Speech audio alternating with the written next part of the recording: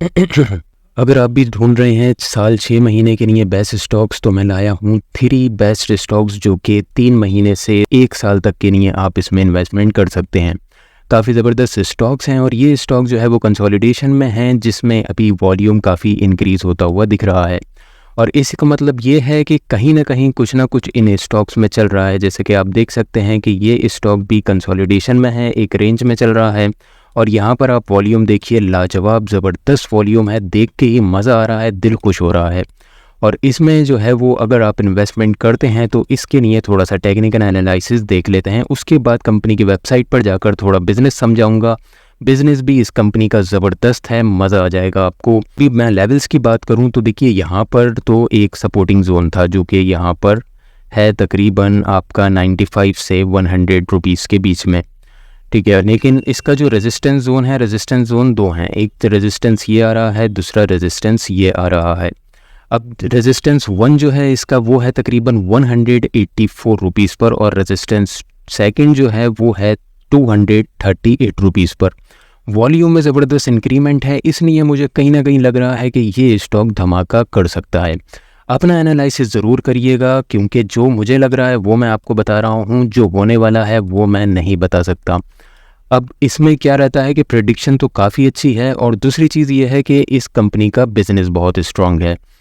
इस कंपनी के बारे में ज़्यादातर लोग नहीं जानते हैं। नाम है इसका साउथ वेस्ट पिनेकल, और ये कंपनी की वेबसाइट पर चलकर एक बार चेक करा लेता हूँ मैं आपको कि ये कंपनी काम करती है ड्रिलिंग पर। अब ड्रिलिंग किस चीज़ की होती है? तो ड्रिलिंग जो होती है ये मिनरल्स की, कोल की, क्रूड ऑयल की, इन सारी चीज़ों की ड्रिलिंग करती है। जो ज़मीन में गड्ढा खोद कर या ज़मीन में को ड्रिल करके जो माइनिंग की जाती है, मिनरल्स निकाले जाते हैं, वो सारी सर्विसेज ये प्रोवाइड करती है।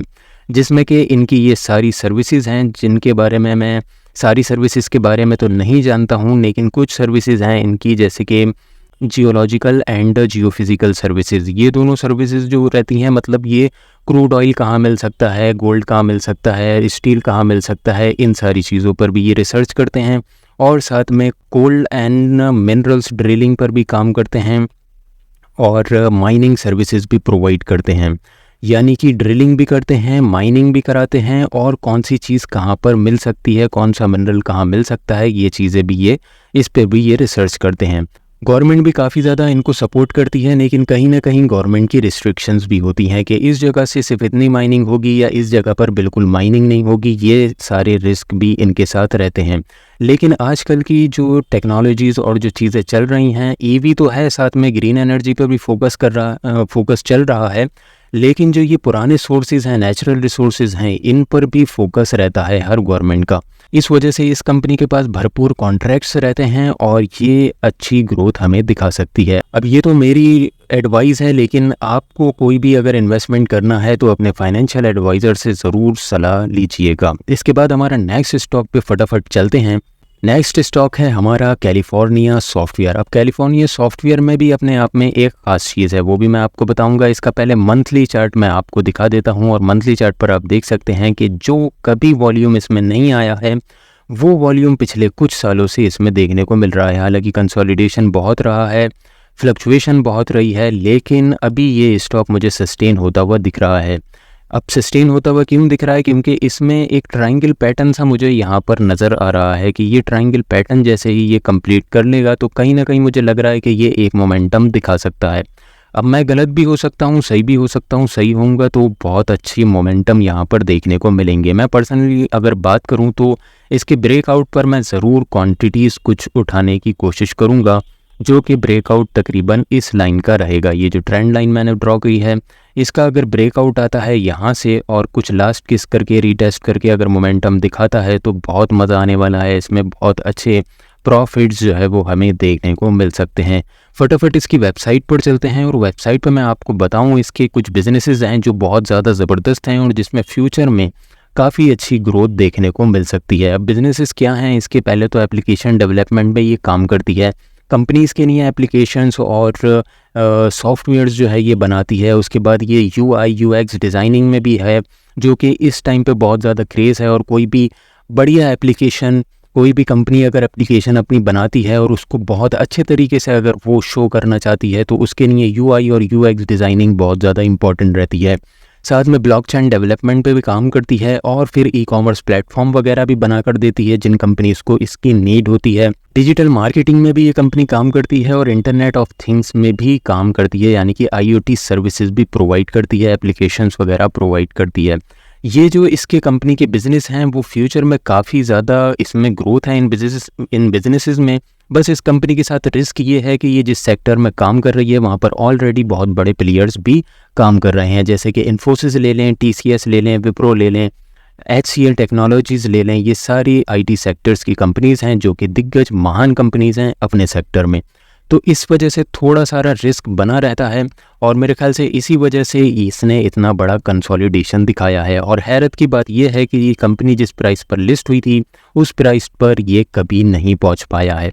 मतलब लिस्ट होते ही गिरना शुरू हो गया, थोड़ा बहुत ऊपर, थोड़ा नीचे, थोड़ा ऊपर, इस तरीके से अभी चल रहा है। तो ये लेवल एक बहुत इंपॉर्टेंट लेवल हो जाएगा जो कि 130 रुपये का है। अगर ये लेवल इसने ब्रेक कर दिया तो फिर ये रॉकेट बनने से मुझे नहीं लगता इसको कोई रोक पाएगा।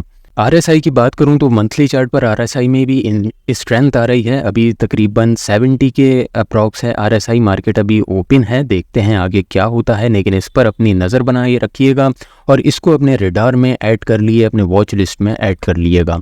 फटाफट चलते हैं हमारे तीसरे स्टॉक पर जो कि ऑलरेडी बहुत ज़बरदस्त स्टॉक है। अब ये जो स्टॉक है इसका नाम है ड्यूकॉन इंफ्रा टेक्नोलॉजीज़। अब ये जो कंपनी है इसके 3 मेन बिजनेसेस हैं। 3 बिजनेसेस में ये एक कंपनी काम करती है और ये 3 बिजनेसेस आपको सुनकर दिल खुश हो जाएगा, मज़ा आ जाएगा। अब इसके 3 बिजनेसेस क्या हैं वो मैं आपको बता देता हूँ। सब जल्दी चलते हैं इसकी वेबसाइट पर। ड्यूकॉन है ये और इसके देखिए बिजनेसेस क्या हैं। बिजनेसेस इसके 2 बिजनेसेस तो हमें यहाँ पर सामने दिख रहे हैं। एक तो इंफ्रास्ट्रक्चर सिस्टम है और दूसरा है आईटी सर्विसेज। हाँ, तो ये जो है वो इंफ्रास्ट्रक्चर सिस्टम जो है ये कंपनी प्रोवाइड करती है और साथ ही साथ आईटी सर्विसेज प्रोवाइड करती है। अब आईटी सर्विसेज जो है ये एक हाईलाइटेड पॉइंट है जो मुझे मेरी आंखों में खटक रहा था ये कि ये क्या चीज़ है। तो इस वजह से मैंने इस पर जो है वो रिसर्च करी और जब रिसर्च करी तो पता चला कि भाई ये कंपनी जो आईटी सर्विसेज प्रोवाइड कर रही है वो अपने आप में लाजवाब चीज़ें हैं। आईटी सर्विसेज पे मैं आपको इस नज़र डाल लेते हैं। इस पे मैं आपको कुछ चीज़ें दिखा देता हूँ। वेबसाइट बड़ी अजीब सी इन्होंने बना रखी है। थोड़ा सारा वेबसाइट में मुझे लग रहा है कि इम्प्रूवमेंट की ज़रूरत है, क्योंकि कहीं भी मैं क्लिक कर रहा हूँ तो लोडिंग स्टार्ट हो जा रही है वेबसाइट में। समझ नहीं आ रहा है कि क्लिक करें किधर। अब जो है चलिए उसको छोड़ते हैं। ये आईटी सर्विसेज में क्या प्रोवाइड करती है? डिस्ट्रीब्यूशन सर्विसेज प्रोवाइड करती है, सर्विसेज प्लेटफॉर्म्स और मार्केटिंग एंड ब्रांड एक्टिविटीज़, और साथ में इनकी कुछ सर्विसेज हैं जिसमें कि 2 सर्विसेज मुझे बहुत ज़्यादा सही लगी। एक है सर्वर्स और दूसरा है स्टोरेज। ठीक है, अगर स्टोरेज की बात करें तो ये स्टोरेज और सर्वर की अगर मैं बात करूं तो ये क्लाउड बेस्ड हैं सर्विसेज। क्लाउड मतलब कि ये एक स्पेस प्रोवाइड करते हैं बड़ी इंडस्ट्रीज़ को जहां पर वो अपना डेटा, अपना सर्वर स्टोर कर सकें। ये जो चीज़ है ना, ये क्लाउड जो है वो आगे आने वाले टाइम में बहुत ज़्यादा इम्पॉर्टेंट बिजनेस हो रहा है और बहुत ज़्यादा इन्वेस्टर्स का इस पर फोकस है। वो इसलिए है क्योंकि हर चीज़ डिजिटलाइज हो रही है, हर चीज़, हर प्लेटफॉर्म, हर कंपनी अपने आप को डिजिटल बनाने की कोशिश कर रही है। कहीं ना कहीं कोई ना कोई वेबसाइट तो ज़रूर ही खोलता है और उन चीज़ों को जो सर्वर जो मेंटेन करना होता है, उन चीज़ों की जो साइबर सिक्योरिटी होती है, वो सारी चीज़ें जो है ये कंपनी प्रोवाइड कर देती है, जिसमें कि आपका एनर्जी मैनेजमेंट सिस्टम यहाँ पर दे रखा है, ये भी आता है।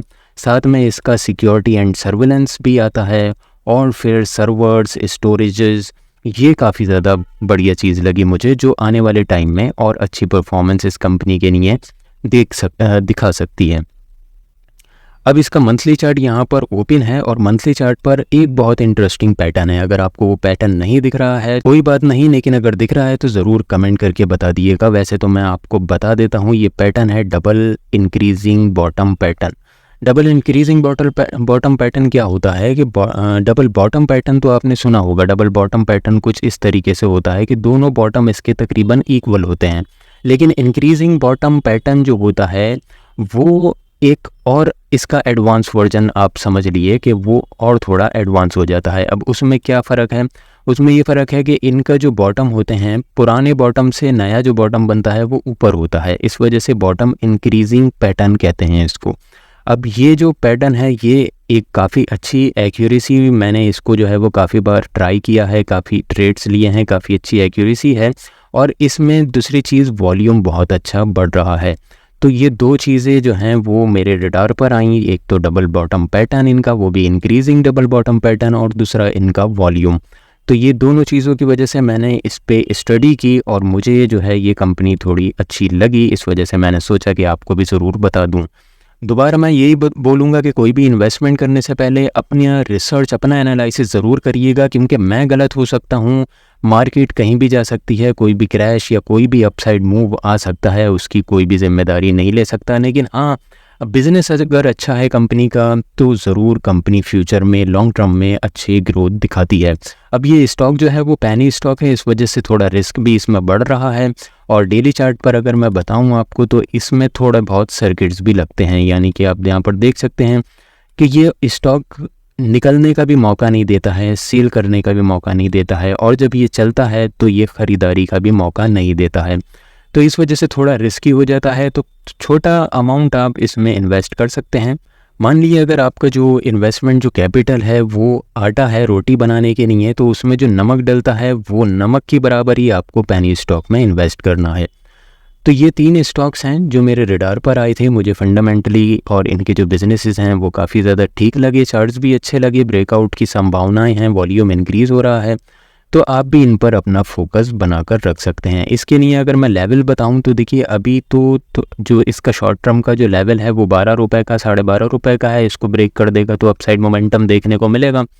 और इसके बाद अगर इसने और अच्छे वॉल्यूम्स के साथ 30 रुपये को क्रॉस कर दिया तो ये इसको 80 रुपये 90 रुपये जाने से मुझे नहीं लगता कि कोई रोक पाएगा। तो इन स्टॉक्स पर अपनी नज़र ज़रूर बना के रखिएगा। आपको कैसे लगे स्टॉक ज़रूर कमेंट करके बताइए। कोई और स्टॉक्स पर एनालिसिस चाहिए तो कमेंट कर दिएगा। मिलते हैं ऐसी नेक्स्ट वीडियो के साथ। Thanks for watching.